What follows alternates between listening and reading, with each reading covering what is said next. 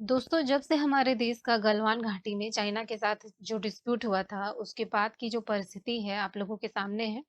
उसके बाद से हमारे देश में आत्मनिर्भर भारत मिशन पर बहुत ज़्यादा बल दिया जाने लगा। और अभी हाल ही में हमारे जो रक्षा मंत्री हैं, उन्होंने ऐलान किया कि अब जो रक्षा क्षेत्र के बहुत सारे वेपन्स जो है, हथियार वगैरह, वो अब हम हमारे देश में ही बनाएंगे। और इसी संबंध में उन्होंने एग्रीमेंट भी किया है अभी हाल ही में। तो आगे इसके बारे में आप लोगों को बहुत कुछ जानने को मिलेगा। तो नमस्कार दोस्तों, स्वागत है आप सभी का। और आज हम लोग 3 सितंबर के जो भी इम्पोर्टेंट करंट अफेयर्स होंगे उसको डिस्कस करेंगे। और इससे रिलेटेड जो भी इम्पोर्टेंट फैक्ट्स होंगे जो कि आप लोगों के एग्जाम्स के लिए इम्पोर्टेंट हो सकते हैं, उन सभी को यहाँ डिस्कस करेंगे। तो शुरू करते हैं। तो आप लोगों के सामने जो फर्स्ट क्वेश्चन है, एक इम्पोर्टेंट अपॉइंटमेंट के बारे में बताया जा रहा है। भारत के नए चुनाव आयुक्त कौन बने हैं? तो इसका जो सही आंसर है वो है सी राजीव कुमार। दोस्तों, ये जो तीनों ही ऑप्शंस हैं, ये तीनों ही चुनाव आयुक्त हैं। और इनमें से एक है सुनील अरोड़ा, जो कि मुख्य चुनाव आयुक्त है। और बाकी जो दोनों हैं, अशोक लवासा और राजीव कुमार, ये इन्हीं के साथ अन्य चुनाव आयुक्त हैं।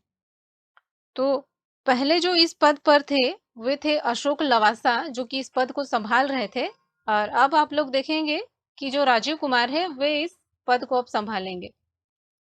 तो दोस्तों, चुनाव आयोग जो है हमारे कॉन्स्टिट्यूशन के 324 आर्टिकल में मेंशन किया गया है। और इसमें कहा गया है कि इसमें भारत में एक मुख्य चुनाव आयुक्त होंगे और 2 अन्य चुनाव आयुक्त होंगे। इसका प्रावधान इसमें किया गया है। दोस्तों, एक और इम्पोर्टेंट बात इसमें बताई गई है कि जो एमपीज और एमएलएस के चुनाव होते हैं उसको ये चुनाव आयोग कराता है, परंतु जो पंचायत और निगम के चुनाव होते हैं उसको ये चुनाव आयोग नहीं कराता है। तो इम्पोर्टेंट है, याद रखिएगा। सेकंड क्वेश्चन है आप लोगों के सामने। प्रधानमंत्री ने सितंबर को कौन से माह के रूप में मनाए जाने की घोषणा की है? तो इसका जो सही आंसर है वो है ए, पोषण माह। तो देखो, उन्होंने अभी हाल ही में जो मन की बात कार्यक्रम की थी उसके तहत इन्होंने इसकी घोषणा की। और उन्होंने कहा कि इससे हम बच्चों में पोषण के प्रति जागरूकता बढ़ाने की कोशिश करेंगे। साथ ही उन्होंने स्कूलों में न्यूट्रिशन मॉनिटर और पोषण कार्ड की शुरुआत की भी बात की है। देखो, अभी हाल ही में हमने एक सेवा सप्ताह टॉपिक के बारे में पढ़ा था। हमारे जो प्रधानमंत्री हैं, इनके जन्म तिथि के उपलक्ष्य में ये सेवा सप्ताह मनाने का निर्णय लिया गया था 14 से लेके 20 सितंबर की अवधि के दौरान। तो यही सब बातें इसमें की गई है।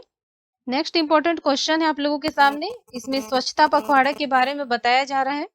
1 से 15 सितंबर तक कौन सा विभाग स्वच्छता पखवाड़ा मनाएगा? तो दोस्तों, आप लोगों के सामने जो ऑप्शंस हैं उनमें से जो सही आंसर है वो है उर्वरक विभाग। तो देखो, अभी जो कोविड-19 है इसको देखते हुए इस स्वच्छता पखवाड़ा को मनाया जाना ये काफी इम्पोर्टेंट हो जाता है। इससे जो है सबसे ज्यादा स्वच्छता की ओर ध्यान फोकस किया जा रहा है, क्योंकि अभी ये जरूरी भी है, क्योंकि स्वच्छता नहीं रहने पर ये वायरस और ज्यादा फैलेगा। और वायरस अभी रहेगा, कुछ दिन में चला जाएगा, फिर भी स्वच्छता तो रखना ही है, क्योंकि हमारे लाइफ का एक इम्पोर्टेंट कॉन्सेप्ट है ये स्वच्छता। दोस्तों, स्वच्छ भारत मिशन हमारे देश में स्वच्छता की ओर ध्यान देने के लिए ही इसे लॉन्च किया गया था, जो कि हमारे प्रधानमंत्री नरेंद्र मोदी जी के द्वारा 2 अक्टूबर 2014 को, जिस दिन की महात्मा गांधी की जयंती भी हम लोग मनाते हैं। नेक्स्ट इंपॉर्टेंट क्वेश्चन है आप लोगों के सामने। इसके बारे में मैंने शुरुआत में ही आप लोगों से जिक्र किया था। रक्षा मंत्रालय ने कितने करोड़ रुपए के अनुबंध पर हस्ताक्षर किए हैं? तो इसका जो सही आंसर है वो है सी, 2580 करोड़। देखो, अभी हाल ही में हमारे जो रक्षा मंत्री हैं उन्होंने कहा कि बहुत सारे वेपन्स जो अब हम लोग पहले जो हम लोग दूसरे देशों से मंगाते थे, अब खुद ही हमारे देश में हम लोग बनाने की कोशिश करेंगे। और इसी संबंध में रक्षा मंत्री ने मेसर्स भारत अर्थ मूवर्स लिमिटेड, टाटा पावर्स और लॉर्सन एंड ट्यूब्रो, इसके साथ मिलकर एक एग्रीमेंट साइन किया है, ताकि दूसरे देशों पर जो हम रक्षा क्षेत्र में ज्यादा ही निर्भर हैं तो उसको कम किया जा सके। इससे यहाँ निवेश कर सकते हैं हम लोग। इससे क्या होगा कि यहाँ रोजगार जनरेट होगा, पैसों की भी बचत होगी। एक तरीके से बोलिए तो ये आत्मनिर्भर भारत मिशन का ही पार्ट हो गया है। दोस्तों, रक्षा क्षेत्र के बारे में एक इम्पोर्टेंट बात, हम लोगों ने जो मिसाइल्स वगैरह, विमान वगैरह खरीदे हैं, उसके बारे में जान लीजिए। जैसे कि फ्रांस से हमने लिया था राफेल, जो कि कुछ दिन पहले न्यूज़ में था, और अमेरिका से हमारे देश ने खरीदा था अपाचे हेलीकॉप्टर, और एक देश है रूस, जिससे हम लोगों ने खरीदा था S-400 missile. Next important question है आप लोगों के सामने, ये भी एक इम्पोर्टेंट अपॉइंटमेंट है। प्रेस ट्रस्ट ऑफ इंडिया के नए अध्यक्ष कौन बने हैं? तो इसका जो सही आंसर है वो है बी। और देखो, इसके जो वर्तमान अध्यक्ष अभी जो हैं वे हैं विजय कुमार चोपड़ा, जो कि इस पद को संभाल रहे थे, और अब आप लोग देखेंगे कि अविग सरकार प्रेस ट्रस्ट ऑफ इंडिया के पद में रहेंगे और इस पद को संभालेंगे। और अविग सरकार जो है वर्तमान में ये बाजार ग्रुप ऑफ पब्लिकेशन के उपाध्यक्ष के रूप में कार्य कर रहे थे।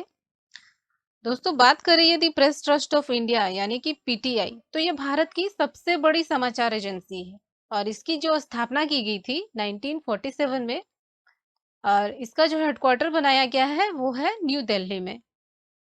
नेक्स्ट इंपॉर्टेंट क्वेश्चन है आप लोगों के सामने, साइकिलिंग समिट 2021 का आयोजन किन राज्यों में किया जाएगा? तो दोस्तों, आप लोगों के सामने जो ऑप्शंस हैं ये सभी सही है, यानी कि इसका डी आंसर सही है। तो देखो, अभी हमारे देश में साइकिल फेडरेशन ऑफ इंडिया, जिसको कि आप लोग CFI के नाम से जानते हैं, इसने साइकिल चलाने की संस्कृति को प्रोत्साहित करने के लिए इसकी मेजबानी करने का निर्णय लिया, और इसमें जो है हमारे देश के बहुत सारे जो साइकिल उत्साही हैं, प्रसिद्ध एथलीट है, वो इसमें भाग लेने वाले हैं। दोस्तों, जब से कोरोना आया है उसके बाद से साइकिल पे थोड़ा फोकस किया जा रहा है, क्योंकि इससे जो है हमारी बॉडी का एक्सरसाइज होता है, और एक्सरसाइज से बॉडी की इम्यूनिटी बढ़ती है। और दूसरी बात कि इससे अगर आप ट्रैवल गाड़ी वगैरह से नहीं कर रहे हैं, साइकिल से कर रहे हैं, तो इससे पॉल्यूशन भी कम होगा। तो दोनों ही तरीके से ये लाभदायक है बोलिए तो। नेक्स्ट इंपॉर्टेंट क्वेश्चन है आप लोगों के सामने, एक इम्पॉर्टेंट अपॉइंटमेंट है। CBDT के अध्यक्ष के रूप में किनका कार्यकाल बढ़ा दिया गया है? तो आप लोगों के सामने जो ऑप्शंस हैं सभी हमारे देश के इम्पोर्टेंट लीडर हैं, जो कि बड़े-बड़े पद पर कार्य कर रहे हैं, और इसका जो सही आंसर है वो है सी, प्रमोद चंद्र मोदी। देखो, CBDT, जिसको कि आप लोग central board of direct taxes यानी केंद्रीय प्रत्यक्ष कर बोर्ड के नाम से जानते हैं, पहले ये इसी पद पर कार्य कर रहे थे, और फिर से इन्हें 6 माह के लिए फिर से अपॉइंट कर दिया गया है। तो ये CBDT क्या करता है? तो ये जो है आयकर विभाग के लिए नीतियां तैयार करता है, रूल्स और रेगुलेशंस वगैरह बनाता है, और इसकी जो स्थापना की गई थी वो की गई थी 1924 में, और इसका जो हेडक्वार्टर बनाया गया है वो है न्यू दिल्ली में। नेक्स्ट इंपॉर्टेंट क्वेश्चन है आप लोगों के सामने, एक बुक के बारे में बताया जा रहा है। दोस्तों, एग्जाम्स में बुक से रिलेटेड क्वेश्चंस तो कंपलसरी रहते ही हैं। The big thoughts of little love, ये बुक किसने लिखी है? तो दोस्तों, आप लोगों के सामने जो ऑप्शंस है आप लोग देख रहे हैं, ये सभी जो है डायरेक्टर हैं, बॉलीवुड के प्रतिष्ठित डायरेक्टर हैं, और इसका जो सही आंसर है वो है सी, करण जौहर। तो करण जौहर जो है काफी सफल डायरेक्टर हैं, बहुत सारे लोगों को इन्होंने स्टार बनाया है, और अपनी फील्ड में काफी अच्छा काम किया है, और इनकी फिल्में भी काफी चर्चित हुई हैं, लोगों ने काफी पसंद किया है, सराहा है। और बात करें इस बुक के बारे में, तो उन्होंने कहा कि ये बुक उन्होंने अपने जुड़वा बच्चों से प्रेरित होकर लिखी है, और ये जो बुक है इसको जज नॉट बुक्स द्वारा इसको प्रकाशित किया जाएगा। आगे बढ़ते हैं। अगला क्वेश्चन है, एक इम्पोर्टेंट अपॉइंटमेंट है, हिंदुस्तान शिपयार्ड लिमिटेड के नए CMD कौन होंगे? तो देखो, आप लोगों के सामने जो ऑप्शंस है, इसमें जो शरद बाबू हैं, ये पहले इसी में कार्य कर रहे थे, पर अब इनको रिप्लेस कर दिया गया है, और अब इस पद पर बैठेंगे हेमंत खत्री। तो अब आप लोग देखेंगे कि हिंदुस्तान शिपयार्ड लिमिटेड के नए CMD हेमंत खत्री होंगे, और इनका जो कार्यकाल है वो 31 जुलाई 2025 तक अथवा अगले आदेश तक के लिए इनको इस पद पर रखा जाएगा। और हिंदुस्तान शिपयार्ड लिमिटेड ये जो है आंध्र प्रदेश में सिचुएटेड है, और ये क्या करता है, तो ये शिप बनाने और उससे जुड़ी जरूरतों को पूरा करने, पनडुब्बी निर्माण और इसी से संबंधित कार्य को ये करता है। नेक्स्ट क्वेश्चन है आप लोगों के सामने, वॉइस चैटबॉट लीगो, इसे किसने लॉन्च किया है? तो दोस्तों ये जो लीगो है एक वॉइस चैटबॉट है और इसको लॉन्च किया है आईसीआईसीआई प्रूडेंशियल लाइफ इंश्योरेंस ने, एक इंश्योरेंस कंपनी है। तो इससे क्या फायदा होगा, तो इससे जो आईसीआईसीआई के पॉलिसी धारक है वे अब आसानी से वॉइस कमांड के द्वारा अपने प्रश्नों के उत्तर पा सकेंगे और इससे जो है ग्राहकों का अनुभव जो है बेहतर बनाने की कोशिश की जाएगी, इस कंपनी के द्वारा कहा गया। और ये जो कंपनी है इसके जो सीएमडी होंगे एनएस कन्नन और इसका जो हेडक्वार्टर बनाया गया है वो है मुंबई महाराष्ट्र में। नेक्स्ट इंपॉर्टेंट क्वेश्चन है आप लोगों के सामने, एक इंपॉर्टेंट पर्सनालिटी के बारे में बताया जा रहा है। एस पद्मावती का निधन हो गया, वे किस क्षेत्र से संबंधित थी?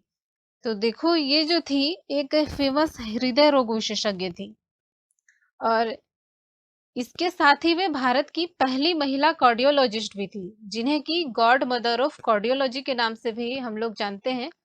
साथ ही वे नेशनल हार्ट इंस्टीट्यूट की संस्थापक भी थी। और इनके बारे में बात करें तो इनका जन्म जो है 1917 में म्यांमार में हुआ था।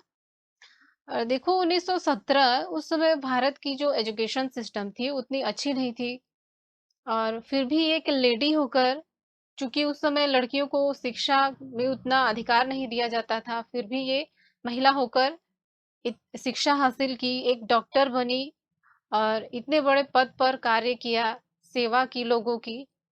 तो काफी इम्पोर्टेंट पर्सनैलिटी थी और अभी इनका हाल ही में निधन हो गया। नेक्स्ट इंपॉर्टेंट क्वेश्चन है आप लोगों के सामने, अभी हाल ही में रक्षा मंत्रालय ने समिति बनाई, इसके अध्यक्ष कौन है? तो इसके जो अध्यक्ष हैं वे हैं लेफ्टिनेंट जनरल शेखर। तो देखो हमारे जो रक्षा मंत्री हैं राजनाथ सिंह, इन्होंने सशस्त्र बल मुख्यालय सिविल सेवा की समीक्षा करने के लिए ये 3 सदस्य समिति को बनाया है इन्होंने। तो ये समिति क्या करेगी, तो ये जो समिति है ये रक्षा मंत्रालय के को सिविल के साथ साथ सैन्य प्रशासनिक नियुक्तियों को करने के लिए इसको बनाया गया है। और रक्षा मंत्रालय, इसके जो मिनिस्टर्स हैं राजनाथ सिंह, आप लोग जानते ही हैं। और रक्षा मंत्रालय जो है हमारे देश की रक्षा और सुरक्षा से संबंधित नीतियां वगैरह बनाता है, इस संबंध में डिसीजन लेता है, वेपन्स वगैरह के संबंध में डिसीजन लेता है, खरीदता करता है। तो दोस्तों अगर आप लोगों को वीडियो पसंद आता है और मैं जो आप लोगों को जानकारियाँ देती हूँ और आप लोग चाहते हैं कि आगे मैं इसी तरह से आप लोगों के लिए करंट अफेयर्स और इससे रिलेटेड स्टैटिक पोर्शन लाती रहूँ, तो आप इस चैनल को सब्सक्राइब करना ना भूलिएगा। और आज के लिए इतना ही, धन्यवाद।